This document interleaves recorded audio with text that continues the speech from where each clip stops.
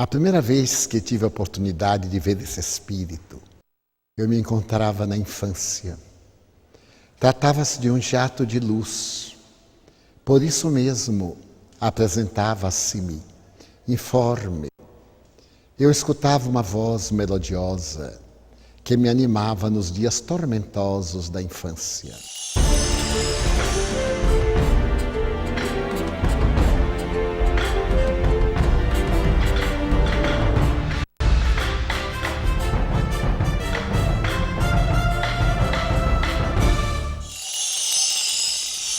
Quando mais tarde eu fui vítima da enfermidade que me prostrou no leito, entre os meses de junho a dezembro de 1944, eu senti um amparo especial, uma voz cantante e dócil. Posteriormente, quando me tornei espírita e já estava exercitando a mediunidade desde antes, vim a tomar conhecimento que se tratava de um espírito amigo, conforme o declarara no dia 5 de dezembro de 1945, numa reunião íntima. Quando estive com Francisco Cândido Xavier, no mês de março de 1948, e ele honrou-me convidando-me para ser seu hóspede em Pedro Leopoldo, após a primeira noite no seu santuário doméstico, eu perguntei-lhe quem era meu guia. E ele disse-me que não estava autorizado a informar-me, mas que se tratava de um ser venerando, e deu-me uma descrição muito sucinta. Somente mais tarde, quando comecei a psicografar as mensagens firmadas por um espírito amigo, é que vim ter ideia da grandeza da entidade espiritual. No entanto, a sua identificação me foi feita pela primeira vez por ela mesma, sugerindo que a chamasse de Joana de Ângeles. Quando eu estive no México, em 1969, ao realizar uma conferência na loja maçônica Vale de México, ela me sugeriu visitar San Miguel Nepantla, um lugarejo próximo de Cuernavaca, e apontou-me um amigo que estava gravando aquela época. Mais tarde eu vim a identificar como o engenheiro Inácio Domingues, que me fez a gentileza de levar-me com sua família a San Miguel Nepantla. E ali, nos escombros da antiga fazenda, ela revelou-me tratar-se da reencarnação de Sor Juana Inês de la Cruz, nome que ela recebeu ao aceitar os votos perpétuos na ordem a que se consagrou. Deu-me também o seu nome civil e narrou-me que fizera parte das histórias republicanas na independência do Brasil, sendo a Madre Joana Angélica de Jesus a abadesa do convento da Lapa, na Bahia. Mais tarde, em um diálogo íntimo, ela me falou que logo depois que desencarnou em Salvador, em 1823, ela foi convidada pelos espíritos nobres a participar da equipe de O Consolador e teria firmado uma mensagem que está no Evangelho segundo o Espiritismo, intitulada A Paciência, como espírito amigo, e mais uma outra sobre a caridade. Cada dia, para mim, é um ser que se renova pela profundidade dos seus ensinamentos, pela maneira gentil e bondosa com que me vem ajudando no processo de autoiluminação. Então, Joana de Ângeles, para mim, pessoalmente, é o anjo da caridade e da misericórdia que o Senhor da vida colocou no meu caminho, a fim de que eu erre menos e possa seguir fiel, dentro da medida do possível, até o fim.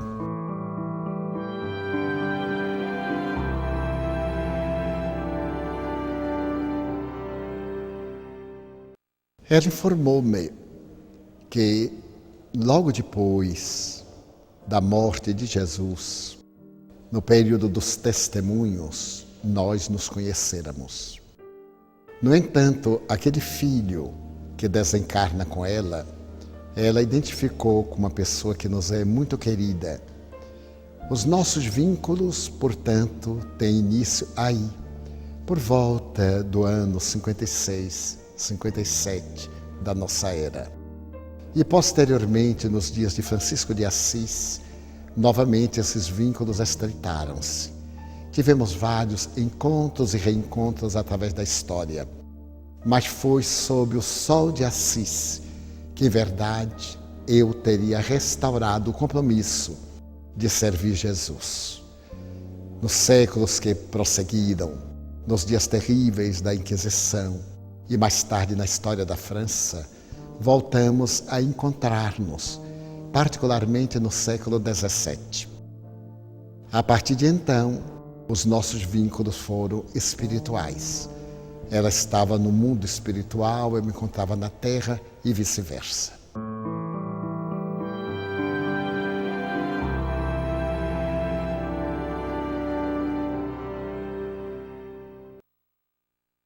Com uma das maiores bênçãos da minha vida. Ela jamais me chamou a atenção de maneira rígida. É sempre dócil. Invariavelmente, quando eu me equivoco, o que acontece sempre, ela me narra um fato semelhante para que eu tire a conclusão. Ou então ela escreve uma mensagem. No ano de 1962, eu passei por uma grande prova que se prolonga, de certo modo, até hoje nas suas consequências. Naquela época, as dores foram tantas que eu emagreci 15 quilos em 40 dias. E surgiu uma dor de cabeça que eu mal podia colocar o pé no chão, já que me abalava. Tendo que trabalhar, eu era funcionário público, trabalhava no Instituto de Previdência e Assistência dos Servidores do Estado, uma autarquia federal. Certo dia, que eu considero o clímax, ela apareceu-me como de costume, como se não tivesse conhecimento. Então eu lhe disse: a senhora tem escrito para tantos. Eu tenho experimentado dores tão cruéis. E a senhora ainda não me deu uma mensagem. Eu gostaria tanto que a senhora me falasse, me desse uma mensagem pessoal. Ela sorriu generosa e disse: meu filho, eu sempre escrevo na segunda pessoa do singular. Tu, ti. É para ti que eu escrevo. Se tu desejas alguma mensagem, lê aquelas que eu tenho escrito. Ainda não havíamos publicado nenhum livro. Eu houvera publicado algumas mensagens, nunca mais do que 20. Na revista Reformador, em alguns periódicos, algumas esparsas. E então, ela, percebendo o meu sofrimento, ela me disse o seguinte: havia uma fonte em uma floresta. Esta fonte não tinha minadouros muito fortes. E certo dia a fonte teve um sonho. Que bom seria se eu pudesse crescer até a borda, para que os pássaros bebessem em mim, os animais sorvessem e, quem sabe, algum viajante sedento também pudesse nutrir-se, dessedentando-se. Deus ouviu, choveu, a fonte cresceu e veio até a borda. Os animais começaram a usá-la, as aves e alguns viandantes. A fonte ficou tão entusiasmada que disse: que bom seria se eu me transformasse em córrego, num regato. Eu iria irrigar as raízes das árvores e abençoar terras áridas. E Deus, por misericórdia, permitiu, através da chuva, que a fonte transbordasse, dando origem a um regato. E quando o regato começou a lamber as raízes de árvores ressequidas, que agora renovavam-se, entusiasmou-se e disse: eu gostaria tanto de ser um rio para alcançar o mar. E Deus, que é sempre a generosidade absoluta, fez que chovesse. O regato cresceu, as águas avolumaram-se, aproveitando a sinuosidade do solo e as diferenças de níveis, o regato transformou-se num rio. Repentinamente, ele entrou por uma garganta que não tinha saída. Havia muitos escolhos, pedras, paus, e o rio ficou próximo do mar, mas não o alcançou. E começou a dizer: meu Deus, eu gostaria tanto de chegar ao mar, mas tantos impedimentos. Então Deus, que é todo misericórdia, fez que chovesse. E o rio continuou crescendo, crescendo, até que um dia ele vai transpor um obstáculo maior e vai diretamente ao oceano. Assim é a tua história. Se tu pretendes o oceano divino, que nenhum impedimento te dificulte a marcha. Permanece. Se há escolhos, se há impedimentos e obstáculos, silencia, cresce na vertical. E um dia tu transporás esses obstáculos, porque o oceano do amor divino é a fatalidade que nos aguarda.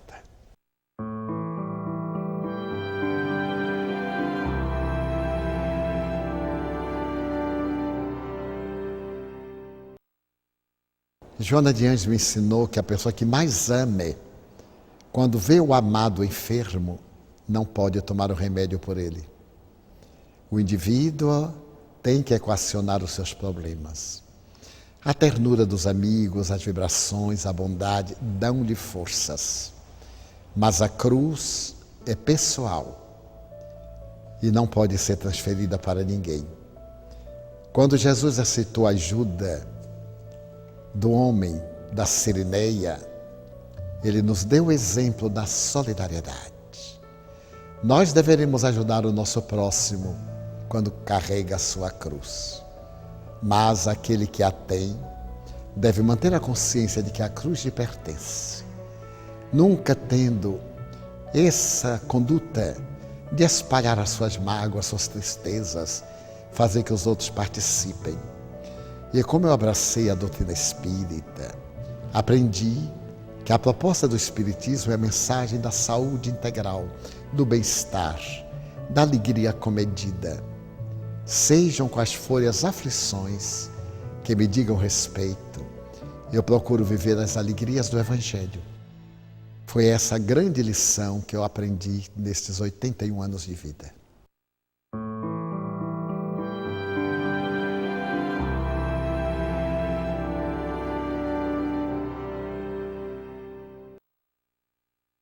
Joana encontrava-se num momento muito grave da sua vida. Havia nela o vazio existencial. O companheiro obedecia aos padrões da época do machismo. Tinha a sua vida paralela, o que para ela, uma dama do patriciado romano, constituiu uma grande aflição. Ela ouviu Jesus nas pregações do lago e um dia ela optou por manter um contato mais próximo e foi dialogar com ele. Jesus lhe havia preenchido os escaninhos da alma de tal forma que ela estava disposta a renunciar a tudo para segui-lo.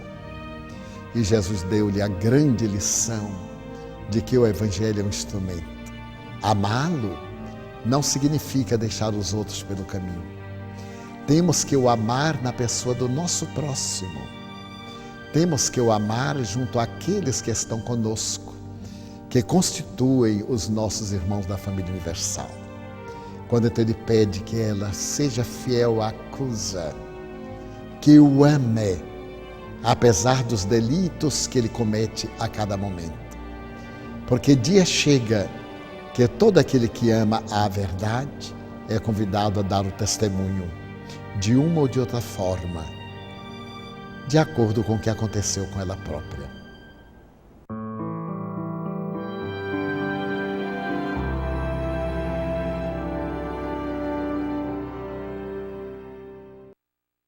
Eu li recentemente uma informação mediúnica a respeito de Clara de Assis. Eu respeito muito as revelações do mundo espiritual. As pessoas que as recebem são dignas de crédito, embora nem sempre concorde com elas, como é natural. A doutrina espírita dá-nos o livre exame e nos fala da universalidade do ensino. Enquanto se trata de opiniões individualistas, de pessoas ou de médiuns, elas têm o valor que nós lhes atribuímos pelo caráter. Mas a primeira vez em que eu estive em Assis, eu fui acompanhado por pessoas vinculadas à Ordem de São Francisco, Percorremos os lugares em que ele teria vivido na cidade de Assis, depois fomos a Porciúncula. Por fim, nós resolvemos ir ao convento de Clara. Era a hora do almoço e naquele momento não se permitia a entrada de estranhos. Mas nós insistimos um pouco e uma religiosa permitiu-nos entrar. Então nós fomos até o túmulo de Santa Clara. Detivemos-nos ali. Ficamos impressionados com o estado de conservação do seu cadáver. E quando eu estava olhando-a, Joana me aparece e fica ao lado. Eu então, examinando uma face e a outra, concluí tratar-se do mesmo espírito. Ela não me disse nada, como é natural, porque os espíritos nobres têm muito pudor, principalmente no que diz respeito a terem sido personagens famosas. Mas, à medida que os anos se passaram, já se vão mais de 20 anos, ela me começou a contar detalhes da vida de São Francisco, aquelas conversações edificantes, mais íntimas. E eu continuei a pensar na probabilidade de ter sido ela a reencarnação de Clara de Assis. Não posso afirmar, mas no meu mundo interior eu acredito. E caso não seja, não muda nada. Ela tem sido um exemplo de humildade, de abnegação. E sempre me ensina as atitudes simples, desataviadas. Não envolver as pessoas nos meus problemas, como já disse. Também não criar embaraço para os outros. Procurar ser o mais simples possível, o mais direto, o mais claro. Procurar ter uma vida privada que seja igual à vida pública. Tentar não fazer às ocultas o que eu não tenho coragem de fazer às claras.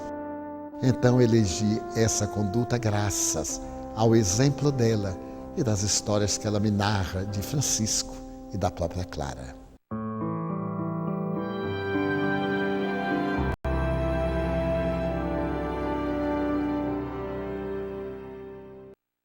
Muitos amigos me dizem que a leitura dos livros de Joana é uma leitura pesada e que ela escreve de uma maneira clássica, que não seria de fácil absorção. Confesso que não concordo, porque quando eu lia as obras ditadas pelo Espírito Emmanuel ao venerando médium e apóstolo Francisco Cândido Xavier, a linguagem escorreita, a apresentação dos temas de uma maneira muito bela. Posso afirmar, embora não seja uma pessoa que tenha cultura suficiente, ser Emmanuel um purista da língua portuguesa. Joana de Ângeles também o é. Quando eu soube que ela houvera sido Sor Juana Inês de la Cruz, eu compreendi por que ela escreve de maneira tão clássica, porque já naquela época era a maior poetisa de língua hispana, ao mesmo tempo a primeira feminista. A sua dedicação fez que ela passasse a história como sendo a monja da biblioteca. Quando ela foi censurada por um religioso que se ocultou em pseudônimo feminino, como Madre Filoteca, ela respondeu que a mulher devia ter cultura, principalmente das doutrinas. Quando alguém, por exemplo, a mulher vai à cozinha, ela deve entender o que é um cloreto de sódio. Quando ela olha para os céus, ela deve entender um pouco de astronomia. Naturalmente, se fora hoje, diria, no relacionamento, ela deve entender um pouco de psicologia. Daí eu concluí que já àquela época é como se estivesse preparando-se para as atividades que o Senhor lhe daria no futuro. Muito tempo depois, quando ela escreveu o livro O Homem Integral, que eu não me dei conta que se tratava de uma série, nem ela me disse, eu achei o livro um pouquinho complexo, mas já no Plenitude, eu notei que era um livro com uma profunda acentuação psicológica. E como eu nunca havia lido nada sobre psicologia, a não ser uma página ou outra esparsa, eu perguntei-lhe: o que a senhora pretende? Ela me disse: pretendo fazer uma ponte entre a psicologia junguiana e a psicologia do espiritismo. O espiritismo é a maior ciência psicológica, meu filho. Precisamos trabalhar esse verdadeiro filão de ouro que ainda não foi percebido pelos corações amigos. Então eu quero iniciar para que os especialistas vão adiante. Então eu perguntei-lhe: mas como? A senhora foi religiosa nas 2 últimas reencarnações, pelo menos no que eu sei. Como a senhora vai tratar de temas tão delicados de psicologia, principalmente do fim do século XIX para o século XX, se a senhora não estava encarnada? Ela sorriu. De uma maneira gentil me disse: a pergunta não tem cabimento em alguém que conhece a doutrina das reencarnações. Note bem, não é necessário que eu tivesse estudado psicologia na Terra. Recorde-se que aqueles missionários que vão à Terra levam conhecimento daqui para tornar-se conhecido no mundo carnal. Os grandes psicólogos, os grandes tratadistas foram daqui para aí. E muitos deles, antes de ir-se, foram submetidos a programas, alguns dos quais nós participamos. Acompanhamos muitos deles que, ao retornarem, foram submetidos à avaliação. Então, meu conhecimento, como dos espíritos que laboram no bem, não é da terra para cá, é daqui para a terra. Então, eu tranquilizei-me, porque posteriormente o psicólogo fez uma censura. Como é que uma freira podia conhecer de psicologia se não estava dentro do conhecimento acadêmico terrestre? Então, quando eu li isso, eu sorri, porque eu já tinha resposta. E fiquei tranquilo, porque, por outro lado, psicólogos, psicoterapeutas, psiquiatras, tanto do Brasil como do exterior, informam-me que esse contributo é muito valioso. E várias instituições no Brasil e no exterior formaram grupos de estudo das obras psicológicas de Joana de Ângeles, fazendo uma ponte com a psicologia espírita.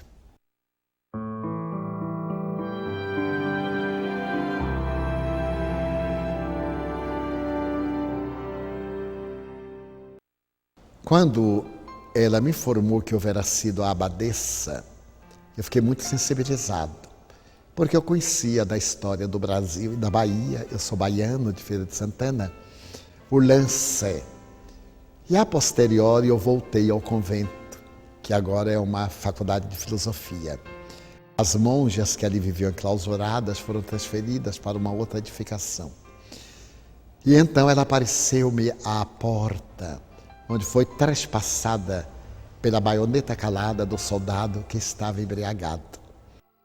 O objetivo dela, para impedir que a soldadesca Ifrene se adentrasse no convento, era para que eles não viessem a violar as monjas, as mulheres ali recolhidas. Havia muitas jovens que se equivocaram e os pais internaram-nas vivas, que era quase uma casa de mortos, e ela e as religiosas guardavam essas moças. Enquanto ela esteve tentando defender a entrada, as monjas fugiram, porque havia passagens subterrâneas para outras casas monacais, para outros conventos.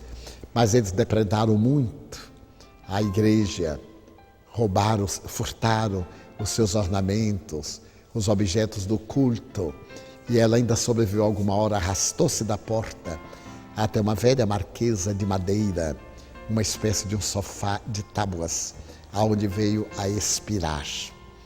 Mas ela havia pedido isto, o sacrifício da vida, mais uma vez, por amor e para poder preservar a dignidade de outras vidas.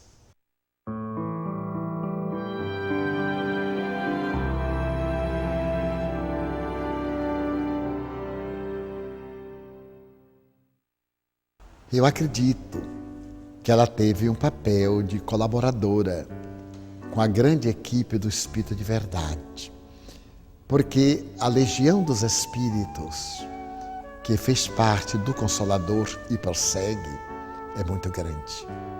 Pode-se dizer que eles vão aos milhares, cada um deles com uma tarefa específica.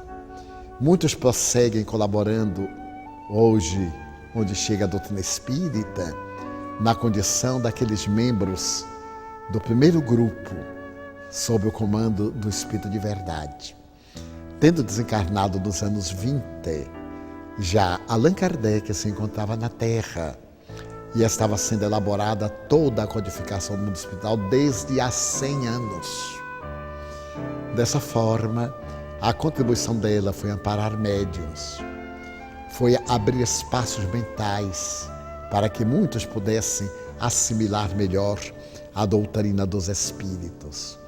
Como a cultura francesa é uma cultura muito dialética, então ela trabalhou com essas entidades para que o codificador estivesse protegido das forças negativas que sempre conspiram contra os ideais do bem. Não foi um papel de alto destaque, pelo que me consta, mas de uma colaboradora membro da equipe do Consolador.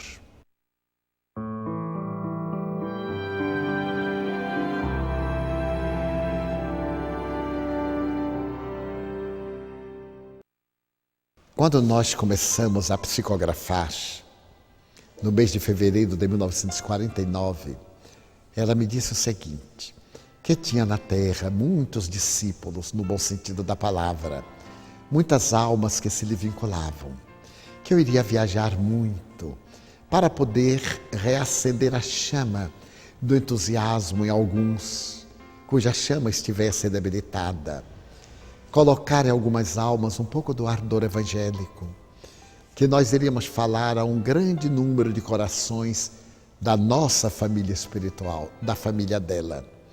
Mas que era natural, que eu não poderia estar repetindo as mesmas cidades. Então iria o livro, iria a mensagem dela. Muitos iriam identificar-se com a sua mensagem, outros não, como é natural, por não fazerem parte da família. E então que o desejo de trabalhar na psicografia era para alcançar o maior número possível.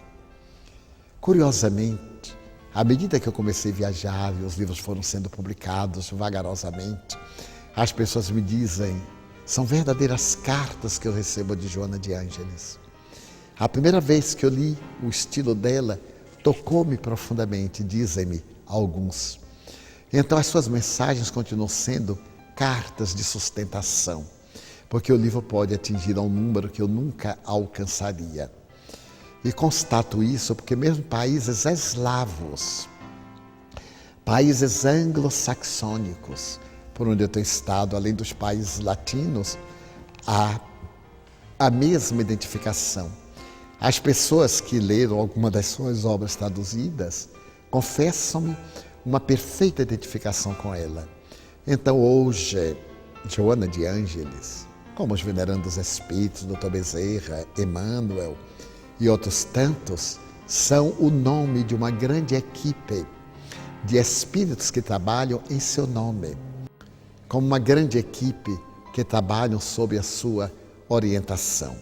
Imaginemos um centro de computação em que ficaria a entidade comunicando-se com todos aqueles que lhe usam o nome para poder atender às solicitações mais variadas. Essas entidades apresentam-se ideoplasticamente como sendo, e do centro de comando, aquele que é o espírito evocado, vão as instruções hábeis. Até o momento, quando se trata de questões mais urgentes, eles vão pessoalmente. Então, Joana de Ângeles, hoje, no meu conceito, é um espírito equipe, porque existem mais de 2 vintenas de instituições com o seu nome, mais de 50 grupos de estudos com o seu nome, muitas instituições em países latinos, europeus e até africanos, com o seu nome, também na Austrália. E essas entidades estão presentes sob o controle mental desse centro de computação, onde ela se situaria. Então eu confesso que vejo nela um espírito de alta responsabilidade, sem nenhum privilégio para comigo, sem nenhum pieguismo, mantendo sempre a mesma austeridade e chamando minha atenção sempre que é necessário, de uma forma dócil, mas enérgica.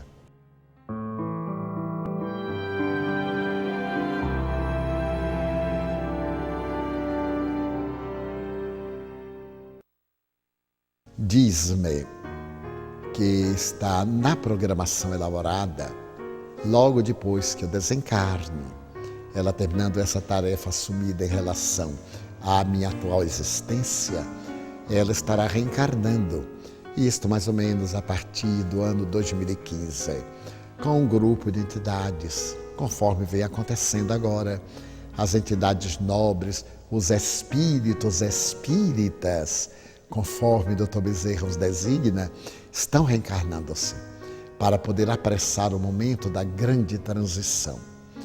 Porque o fato de serem espíritos não implica, como sabemos, que sejam conhecedores da revelação espírita e têm os seus atavismos. Esta nova geração que está vivendo o espiritismo tanto na Terra como no além, vai reencarnar-se em uma função profundamente identificada com a nova era, em que o futuro das religiões, como disse Allan Kardec, está nos alicerces do Espiritismo.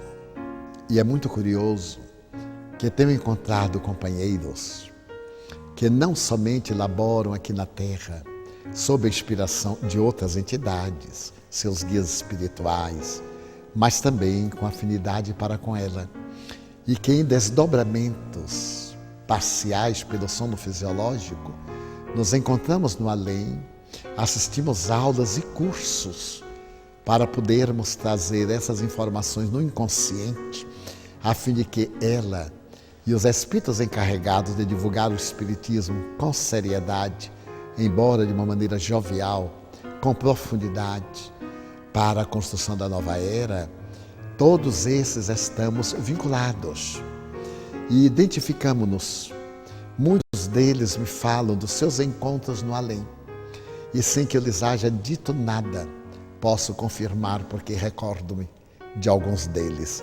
E também muitos que estão na seara, hoje no movimento até internacional, fazem parte dessa equipe que ela e outros benfeitores administram dentro de um plano muito bem urdido, em que a equipe do além, em perfeita e uníssona concordância, trabalha como se fosse uma sinfonia, cada um específico numa área dentro de um conjunto sinfônico.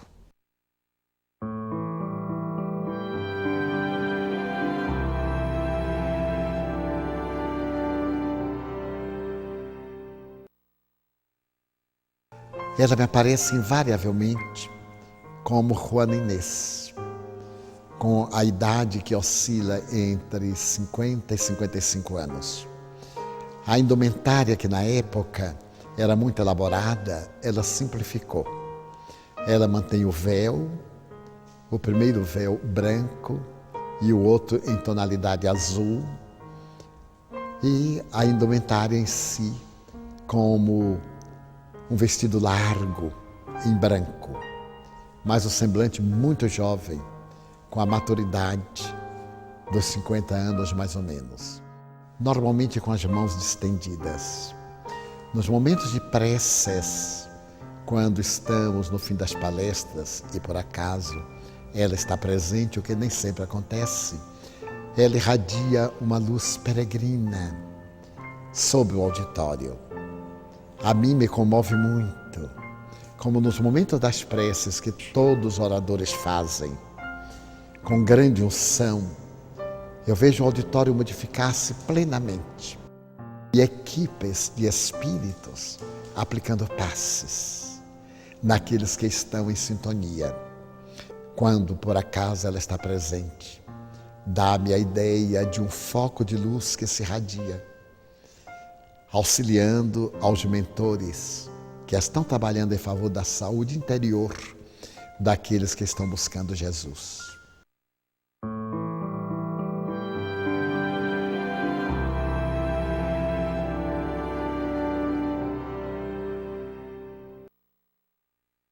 uma bênção que reconheço não merecer. Há alguns anos estávamos psicografando o livro e, ao terminar, ela deu o título de Garimpo de Amor. Então eu lhe falei muito emocionado: mas minha irmã, a senhora já escreveu mais de 100 mensagens sobre o amor. Eu as leio e são todas diferentes. Convergem para o fulcro da proposta de Jesus. Como é possível na sua mente elaborar dentro do mesmo tema tantas angulações? Ela sorriu gentil e me disse: meu filho, estamos apenas começando. O amor é tão abrangente, é tão grandioso, que estamos apenas começando. Então, psicografá-la é uma alegria inefável, principalmente quando se trata das mensagens especulares ou em outros idiomas. Eu me recordo da primeira mensagem que eu psicografei em alemão. Foi muito curioso porque nós estávamos numa reunião íntima em uma cidadezinha perto de Colônia. Era um grupo pela manhã e então estávamos lendo o Evangelho, quando ela disse: eu gostaria de escrever. Eu pedi papel aos amigos e fiz o transe. Eu perco a consciência durante o transe. Ela escreveu. Quando eu voltei ao normal, que eu olhei, eu tive um choque. Eu digo: meu Deus, o que será? Porque ela tinha escrito num alemão antigo. Então eu pedi ao tradutor que lesse, o jovem Túlio. Ele leu entusiasmado. Eu perguntei-lhe que não falasse ainda se estava certo. Ele disse que sim. Então eu senti uma emoção incomum, porque mais tarde ela escreveu para um dos maiores arquitetos da Europa, o senhor André Studer, que estava elaborando um livro que ninguém sabia, só ele e a mulher. Eu estava em Salvador quando ela me pediu para escrever e mandar para ele. Então ela escreveu em alemão antigo e mandou para ele dizendo que o livro devia ser publicado. Ele colocou no livro a mensagem dela e comentou. Então, para mim, tem um significado muito profundo, porque os outros podem e devem ter dúvidas a respeito do médium, como é natural. Mas isso me dá uma grande tranquilidade de eu não ter dúvida, pelos fatos que se repetem, porque ela já psicografou em árabe, trouxe espíritos a psicografar em italiano várias vezes, em inglês a especular 5 vezes, em francês, em alemão, em espanhol. Para mim, que sou uma pessoa inculta, eu posso dizer como Leon Denis, sou um autodidata, com pouco tempo, pouquíssimo tempo para ler. Mas ela me pede para não deixar de ler a codificação. Diariamente eu leio a codificação espírita. Meia hora, pelo menos, eu me detenho na codificação, para estar informado e iluminado pelo nosso inesquecível codificador e os espíritos que vieram trazer a revelação. Então, ser médium de um espírito como Joana de Ângeles, austera e nobre, para mim, repito, é uma bênção que reconheço não merecer.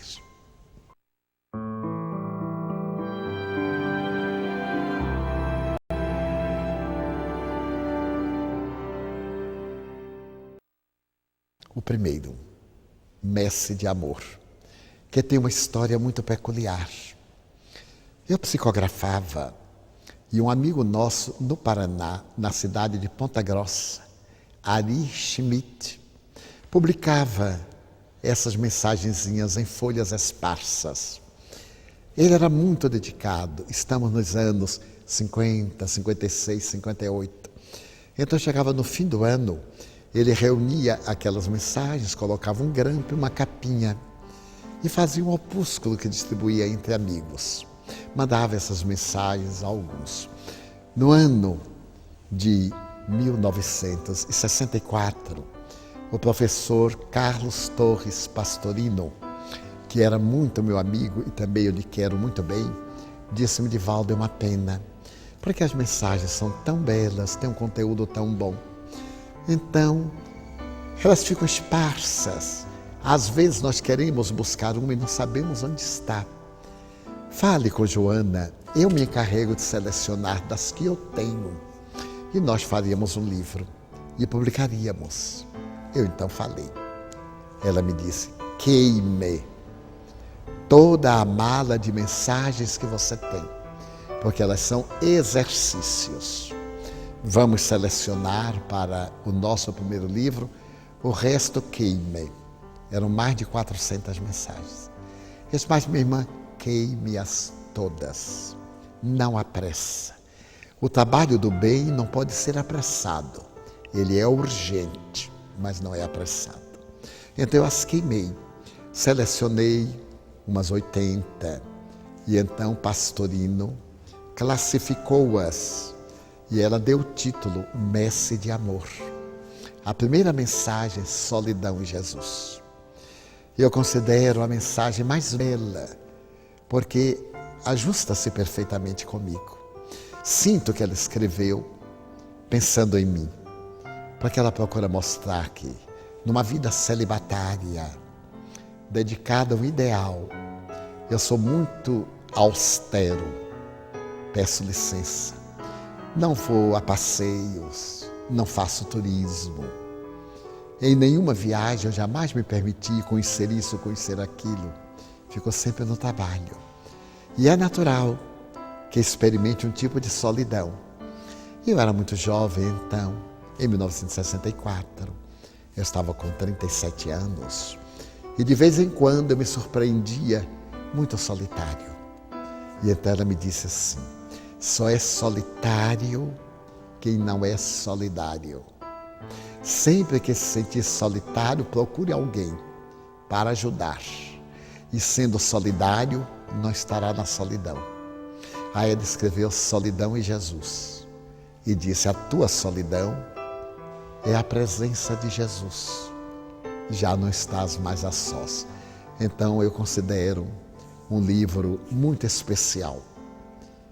E ele foi apresentado no Rio de Janeiro, no dia 5 de maio, data do meu aniversário, de 1964, logo depois de uma palestra no Salão do Ministério da Justiça.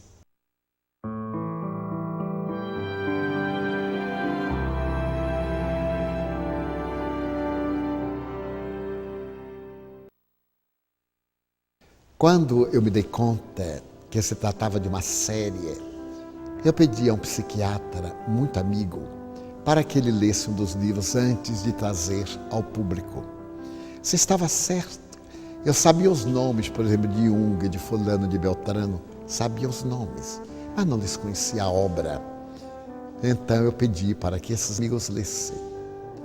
Um amigo argentino, psiquiatra, depois uma amiga psicóloga aqui do Rio de Janeiro, Isabela Spranger. E eles foram unânimes em dizer-me que era a melhor psicologia que haviam lido. Porque era psicologia com alma. Ao invés de colocar tudo na psique, dentro do conceito tradicional de alma em grego, levava ao espírito imortal. E então eles passaram a ler com verdadeiro fervor essas obras.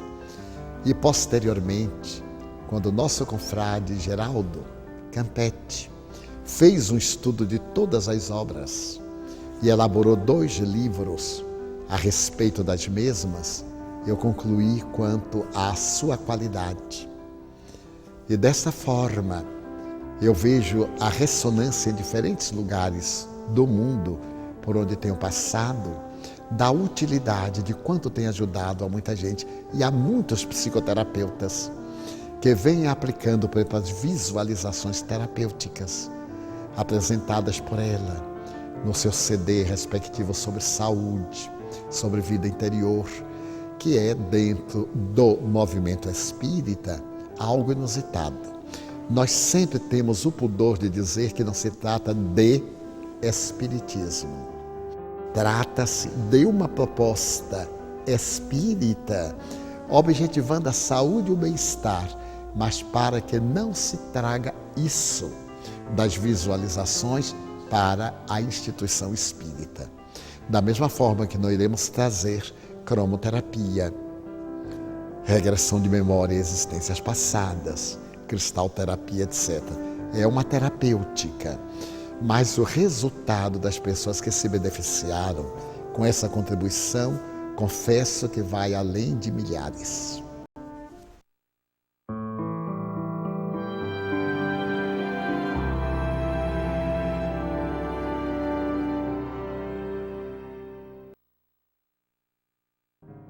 Ela contou-me que quando minha mãe desencarnou, em 1972, e recuperou a lucidez, graças à presença da própria Joana, que minha mãe teve ideia da tarefa a que eu me entregava.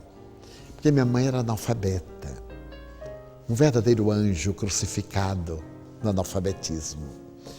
Sempre que eu viajava, eu era funcionário público, viajava aos sábados, domingos, nas férias, carnaval, Semana Santa, nos feriados, e ela me perguntava: para onde vai, meu filho? E eu usava a palavra tradicional: eu vou pregar. E não me dava conta que ela não alcançava o sentido exato da palavra. Certo dia, ela me disse: mas meu filho, será que por aí não tem quem coloque esses pregos nas paredes? Que você tem que sair daqui para ir a pregar coisas. Aí eu expliquei para ela e ela ficou admirada. Ela frequentava a nossa casa, porque morava na Mansão do Caminho, ia ao centro, e ficava deslumbrada. Minha mãe tinha olhos verdes muito bonitos, então eu via aqueles olhos de esmeraldas inundados de lágrimas quando eu falava sobre Jesus. Então Joana me contou que logo depois que ela desencarnou em fevereiro de 72, e mais ou menos para novembro, quando ela já estava na equipe de trabalhadores, ela pediu a Joana para que intercedesse junto a São Francisco, para que intercedesse junto a Jesus, para que a tarefa em que eu estava engajado ampliasse-se e eu pudesse ter a possibilidade de ir além das fronteiras do Brasil. Eu já tinha viajado bastante, já tinha estado em alguns países sul-americanos. No ano de 69 eu fiz uma viagem pela América Latina, do Peru ao México, passei por todos os países. Mas ela então pediu para que a tarefa fosse mais ampliada e se comprometia de estar sempre ao lado. Então ela voltou ao passado, aos valores do passado que foram bloqueados durante a última existência.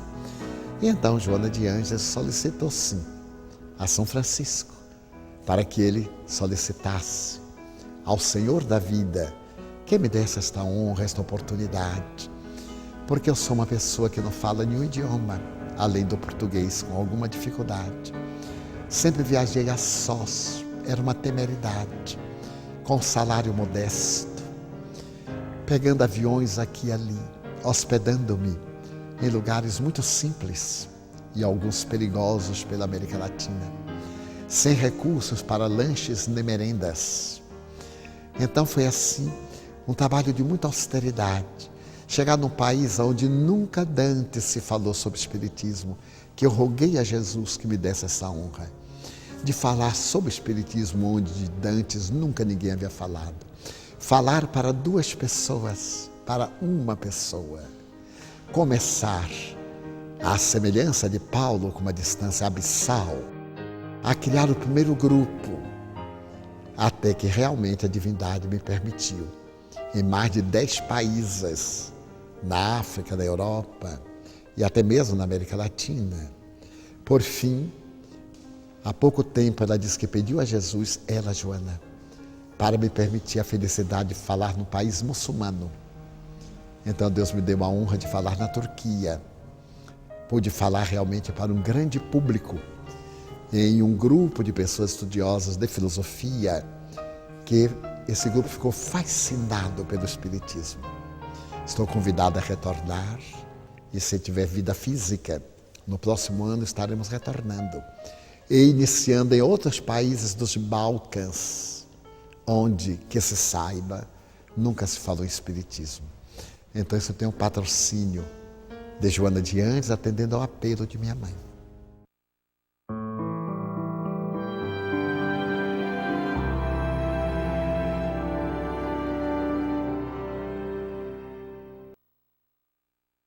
Joana de Ângeles é profundamente cristã. As suas raízes de amor estão todas centradas no doce poeta Galileu.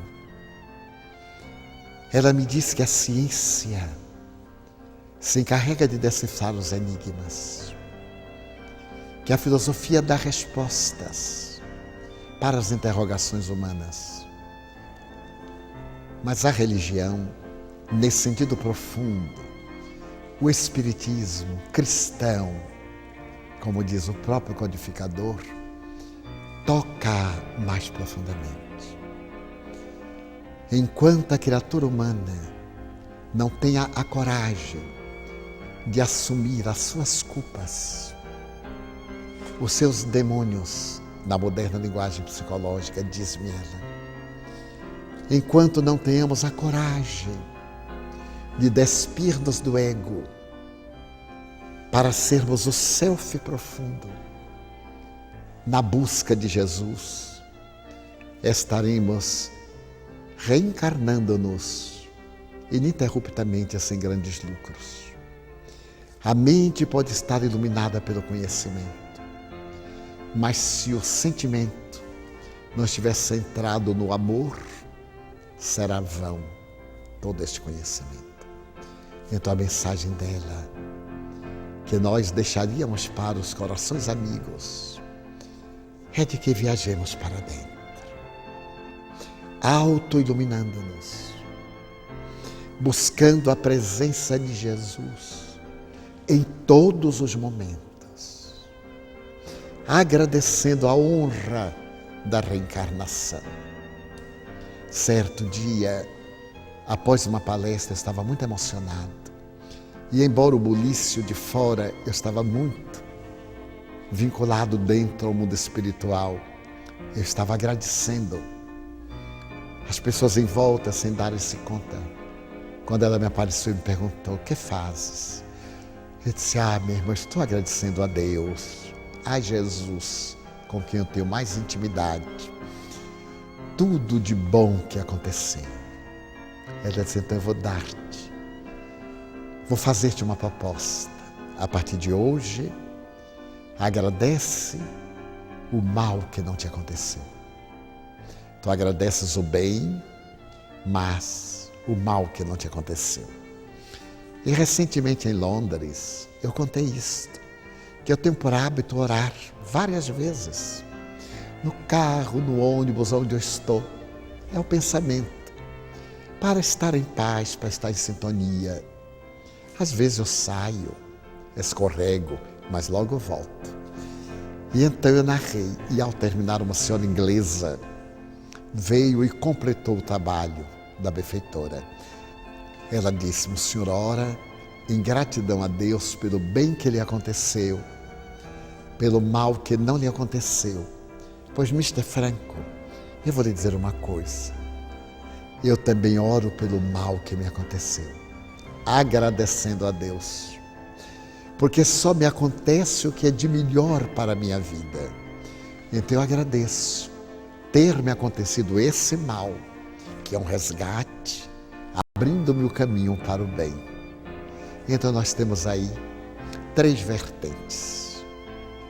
Para agradecer a Jesus todo o bem, agradecer aquilo de ruim que Ele impediu que sucedesse, mas agradecer sobretudo aquilo que nos molestou, mas que é para o nosso bem, porque se trata de resgate inadiável, a fim de nos dar a perfeita tranquilidade. Então a minha mensagem seria sempre esta: louvar, pedir, mas agradecer.